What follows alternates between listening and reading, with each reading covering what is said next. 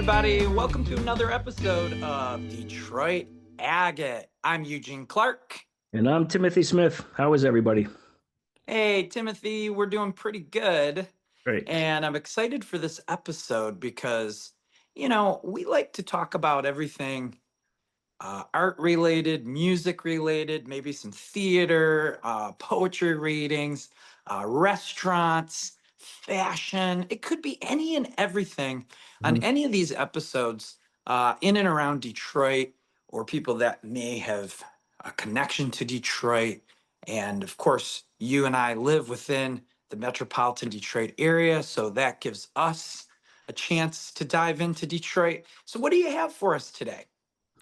Well, I want to talk about a show I'm going to, a concert I'm going to next month at Pine Knob up in Clarkston. And it's going to feature Devo and B52's together, two, you know, famous bands that came out of the late 70s. And looking forward to seeing them. Now they're trading headlining acts. And I don't know if they're going to like all be on stage at the same time at some point. In the past, I saw Chicago with Earth, Wind, and Fire at Pine Knob, and that was an insanely great show. And they had their own set, but at the end, they all performed together. Um, but I was doing a little research on both of those bands recently, and they both originally met. B52's and Devo originally met up with each other in New York in the late 70s, and Devo was produced initially by Brian Eno, and David Bowie even had his hand in it. And What? yeah, and when they first performed in New York, they went to Germany, and their first album was produced there. It wasn't I think until their second or third album that they gained all that notoriety. So it's going to be fun. I mean, what a great fun band. It was Devo was originally two sets of brothers and the drummer. The original drummer has since passed away, and but now they've regrouped, and they're on tour with B52's this summer, and so both of these bands are on their farewell tour this year, and they're going to be coming through Clarkston on September 25th, and I'm looking forward to seeing them. B52's, of course, I mean, quintessential party band. I mean, they're just Rock Lobster is a staple for any event, and they have plenty of other great songs like Planet Claire and many others. And I'm looking forward to seeing them. What a fun show this is going to be. And another new wave artist from that era, Lenny Lovitch, is going to be opening the show. And I'm really looking forward to seeing that. And I just love that venue in Clarkston. Pine Knob is just a wonderful place to see a show. It's an outdoor amphitheater, and um, we're gonna be sitting on the lawn, which is my favorite spot to see it from. I just hope it doesn't rain, so we'll have to, we're at the mercy of Mother Nature up there. But it's a great place to see a show, and I recommend anyone going to that venue to see any event. I've seen Fish there, Dave Matthews, Gin Blossoms, Toad the Wet Sprocket, on and on. Aerosmith, of course, and that show was broadcast live on Yahoo that night. That was in 2014, and I'm sure I'm forgetting some of the other bands I've seen. Oh, Robert Plant. I saw Robert Plant with Alison Krauss there. Just a wonderful place to see a show. So go if you can. Yay. Wow. You've seen a lot of shows there. Well, hey, I want to hear a little bit more about your beginnings when it comes to the two bands you're going to see. But before we do that, we should put a shout out to our sponsor today, which is Sick Pizza. Sick Pizza is located in Oxford, and now they have one in Lake Orion. And I just happen to have some Sick Pizza right here, so I'm just gonna grab a slice. Oh yeah, I can smell it from here. that is sick, man. That is sick. So I'm gonna be munching on Sick Pizza while you tell us a little bit about when you remember listening to both Devo and B52's, whenever that was. All right. Well, being the age I am, B52's and both bands came out when I was in high school, that I recall.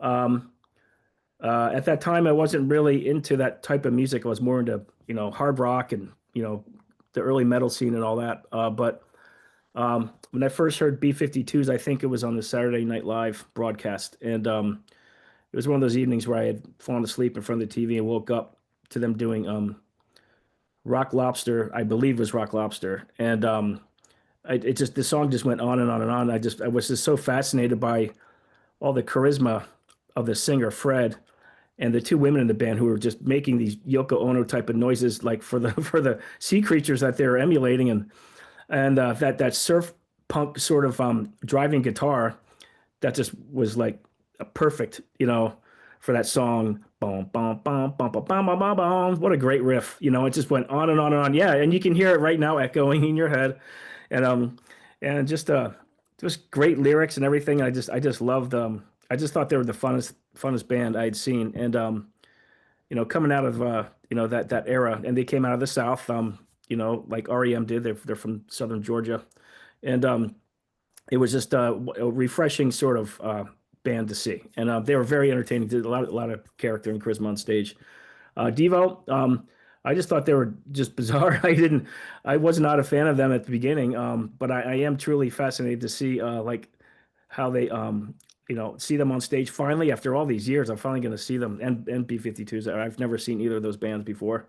Um, but to me, like they have that sort of energy of the mechanical sort of aspect to it. Like when they remade Satisfaction, the Stone song Satisfaction, it sounded like it was produced by a computer or something where it was very mechanical and sort of craftworky and that kind of mechanical sort of sound to it. And so I'm really looking forward to seeing the show, and I just love the uh, just what they bring to the show, their aura, both bands, and it's going to be a great time. Now, do you have the ability to look up any photos of either of those bands to show us Uh, on let's see. your laptop or no? If you want to give me a minute, I can do that. If you can, just save them onto your desktop and either share them there, or you can put them in the chat and I'll share them, or you could text them to me and I can share them. Okay. While you're doing that, I'm going to talk about my experience with both bands because it was really in the early 80s that I remember discovering both bands.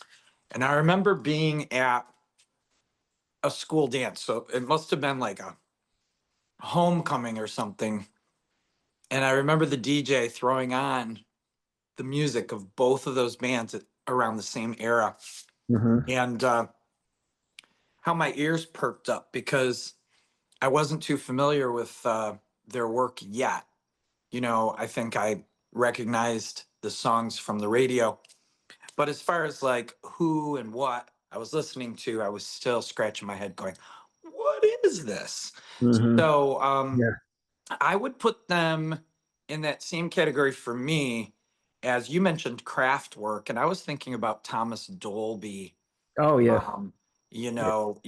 he blinded me with science, or she blinded me with science, I think it is. Um, and then craft work, give us a craft work title. Oh, Trans Europe Express. Okay. That's a great one. So these are all bands that kind of uh, culminate this uh, movement of sort of an electronic undertone, Yep. but also with some very interesting just chord work and sound work with their voices and things like that that really created more of a theatrical effect, would you say?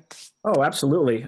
There's definitely a theatrical effect to it, and sort of you know, what a strong stage presence that brings. It's very I'm on my third piece, by the way. I know I'm watching that.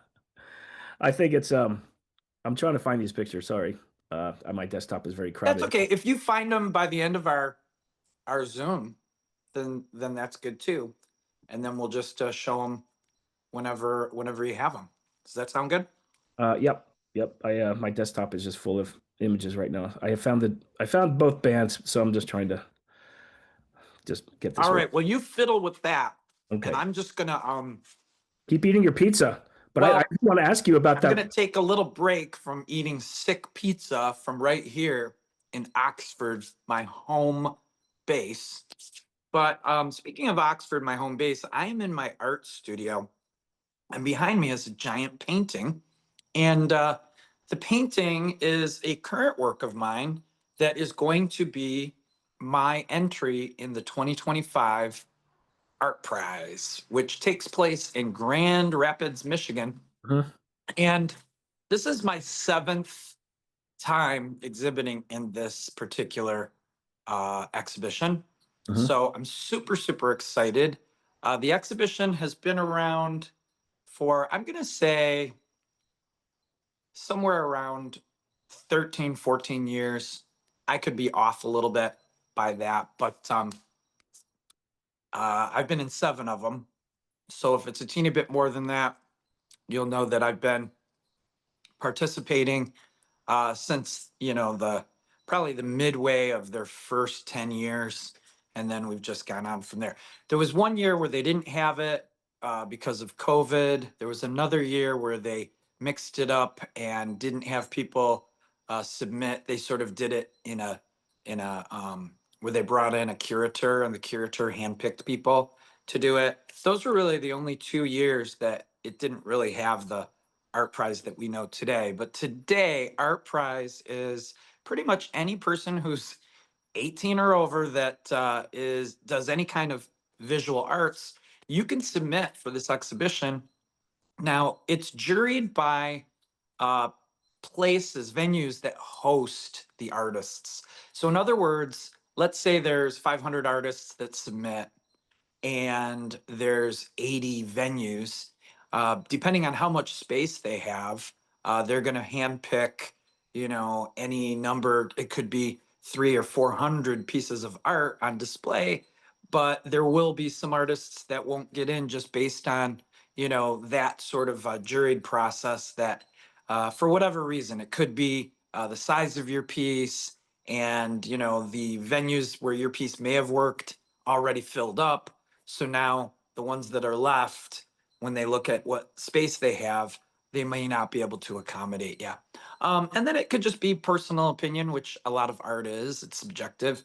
So maybe, I'm doing something like this, a big face on a canvas, and maybe it's a restaurant and they have patrons that probably don't want a big giant face staring at them while they're eating. Although, eating pizza, I'm looking at this painting, Why don't you give it something really, to that person? Yeah, yeah. I They don't they're hungry. feel I don't feel any of that, feeling that, oh, somebody's looking at me while I'm eating, 'Cause I'm eating and it's fine. I feel fine. So, I'm just guessing that that could be part of it. But let me tell you about this piece. Yeah. This is a big, I'm going to take my phone off the tripod, and I'll bring this up close just so that you guys can kind of get a visual Hmm. as to some of the paint and the strokes and the colors and just how I work. So, Tim, you know that I love hatching and Oh. modeling. So, I'm sure you can see in my strokes as we get Hmm. close Hmm. that there's some of that going on. Do you see Oh, any for of that? sure. Wonderful. Yeah. Looks great. So, what I did is I, started out with some under colors that were primarily black and white. And then I used colors that had more of a transparency to them. And just like you would when you're glazing colors in oil painting, even though this is acrylic, I was able to put these colors, whether it be blue or green or whatever, down, and that black and white underpainting just shows right through. And Mhm. then I started doing the direct painting on top with some of these really fun brush strokes that reminisce what you and I were doing in figure drawing class, which is hatching and modeling. And I can see on that expression on your face that I am speaking your language because you, my friend, you loved the hatching and modeling. Isn't that I true? did, and you introduced me to a wonderful artist named Paul Cadmus, and who I was not familiar with, and His drawings are just phenomenal, and Yeah. I thank you for that. Tell me about your choices of colors here. What can you tell me Yeah. about your palette?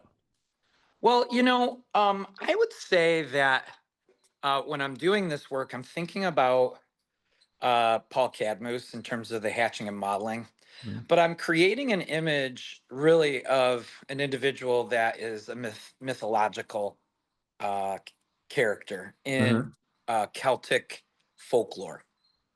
So there's this group called Tuath Daldanan, and within that group, all of the individuals have supernatural powers.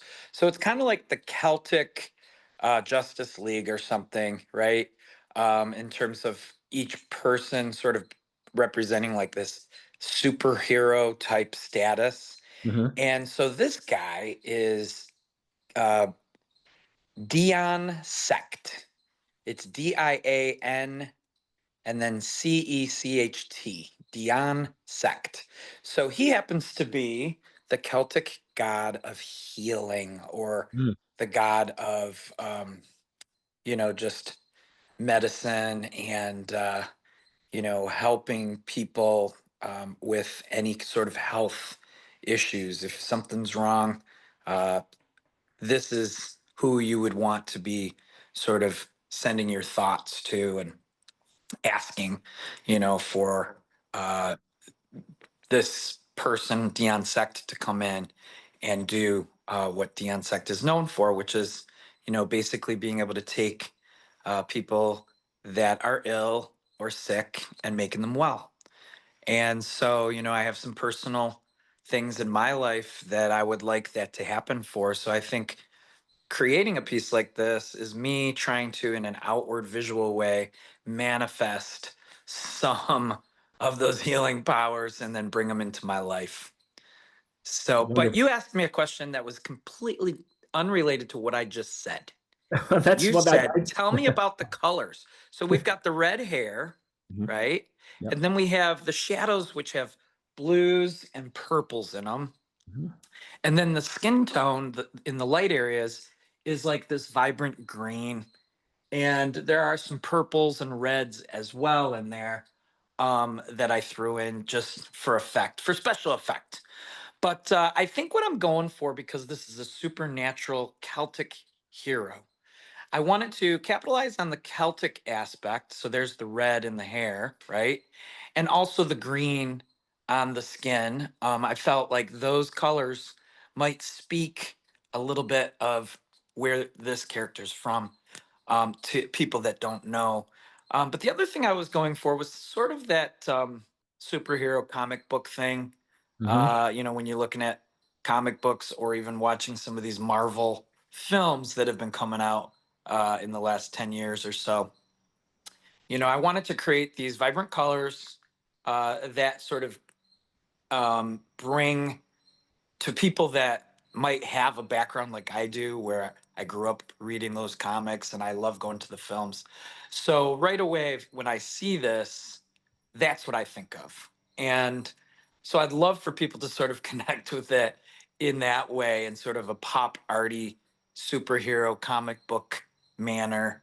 Um, but to also understand that in the Celtic, which is an ancient culture, they had these people, these individuals that, obviously were around before Marvel. Yeah. So how cool is it to think, that in this um, Celtic, very ancient culture, that they had these larger than life, quote unquote, individuals with superpowers. That's how they referred to them. And so, that really caught my eye. And I thought, well, with a piece like this, hopefully visitors to Artprize will start to learn a little bit more about this Irish group of superheroes. What do you think? Oh, I think it's wonderful, and you definitely have introduced me to that. So I really do appreciate you spreading your knowledge around and everything. And I wanted to ask you, like, you've had this theme before with Celtic folklore, and so is that because of your heritage, your family's heritage, or what is Sorry it? about that. That's me dropping my phone. Go ahead. Is your phone okay? Yeah, my phone's good. I'm Mhm. just trying to get it back in the holder. Okay. Yes. So my background is that I'm 75% Irish. My dad's all Irish. My mom is majority Irish. Hmm. So 75% Irish has led me to sort of embrace that part of who I am in terms of my identity. Growing up in Detroit, there's an Irish neighborhood called Corktown, which, anyone that spends any time in Detroit knows about Corktown. There's a lot of restaurants and things. There's also this brand new renovated train building, train station that the Ford Motor Company, renovated, and Hmm. it's now housing a big part of their company and a lot of other really cool businesses and things within that building. And this building, the architecture is such that even though it sat dormant and vacant for many years, no one's had the heart to tear it down because it was just so beautiful in the architecture. So that's right in Corktown. And so if you ever get to Detroit, check that out. But it's an Irish neighborhood. It reminds me, probably at the time that it formed as an Irish neighborhood, it reminds me of the movie called um, uh, Street. No, oh gosh, I'm forgetting the name of it. Gangs of New York. Gangs of New York. Have you seen that one? Oh yeah, years ago. Yeah. So, Gangs of New York depicts Irish settlers that came to New York around the late 1800s and, um, you know, set roots in New York City, and everything that goes along with it. And so I'm imagining that there was some of that in Detroit, in Corktown. So that's what I think about. So my Hmm. connection to Ireland, I've been there multiple times on travel experiences, to absorb the Emerald Isle, as they say, and it is true. Ireland does call you back. So Hmm. there's a part of me that's just constantly being pulled. I want to get back over there. Um, Wonderful. but as far as like my family goes, I did trace my family tree on both my mom and dad's side, and I found out that their relatives are both from the same part of Ireland. It's County Mayo, County Mayo. And I think that's pretty cool because, I enjoy a good mayo on a sandwich once in a while. Yeah, I Do wasn't going to you? go, but yeah. So my daughter got to go to Ireland last summer, and she made a special point to call us when she visited County Mayo because she knew of my telling her about our background. So that was really cool. Oh, wonderful. Oh, that's a great connection right there. That's great. So how was her time in Ireland? Did she like it? Oh, yeah, she loved it. She went with her some members of her school, like her principal and his family and some other students, and just had a blast. They were there for about 10 days and traveled all around, sampling different things. They went to Belfast and Dublin and all those cool places. Um, so yeah, she came back and was filling my mind with really cool thoughts and things that she has done that I haven't done in Ireland. So now I got to get back over there. Yeah, you should. Well, you said you've been there several times, right?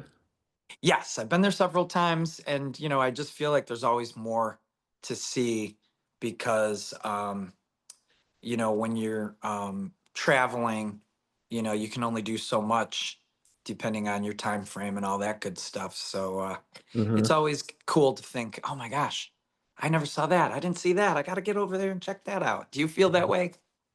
Oh, sure. I mean, I've never been to Ireland per se, but I've been to Europe a few times, and oh yeah, and whenever I go anywhere, I can't wait to go back and see it. I mean, a couple years ago, my wife and I went to we were in Italy and in Paris, and but it was all just very quick, and we tried to do as much as we could in the short amount of time we were there, and naturally we did most of the touristy things because that's what you hear about all the time, and if we had more time, we would have gone off the beaten path somewhere. I just had friends who were in Italy this summer for about a week or so, and they didn't do Rome or Naples, any of those places. They were down down the coast a bit, and they stayed in a villa, and just the scenery there was great. It was just not where all the tourists are, and it was just absolutely stunning. So I would more like to be, you know, not go to where it's the most prominent, famous place. I'd rather, do something that it's, out in the country somewhere. In the past, my sister used to live in what was West Germany at the time, or Oh Holland, wow. so the Netherlands, right next to West Germany. She was in the army, and we I went to visit her over there a couple times, and uh, at one point she took some days off of work, and we just drove all around Bavaria and all that. It was just, and I got to see how people there were actually living. Yes, and there was lederhosen and cows and the hats and all that stuff. I mean, that's real, Wow. And yeah, oh yeah, and had what a flight of like schnapps. I was like a big board with all these notches cut out of it with little glasses on it and stuff. It was. I just like to experience the local culture, outside of the cities. You know, Oh yeah.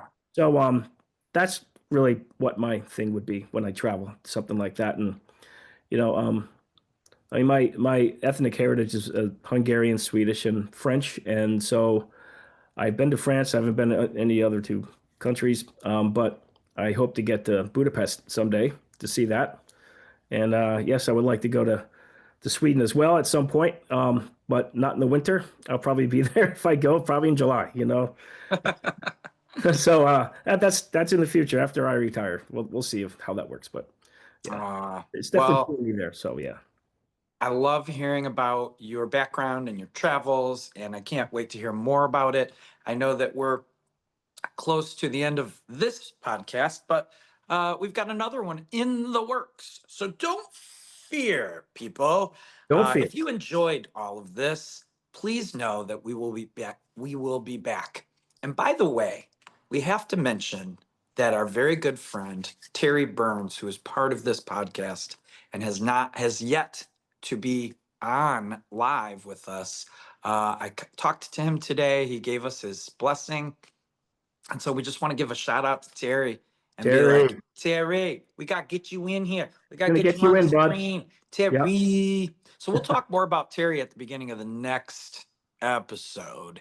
In the meantime, that's it for now from Detroit Agate. I'm Eugene Clark. and I'm Timothy Smith.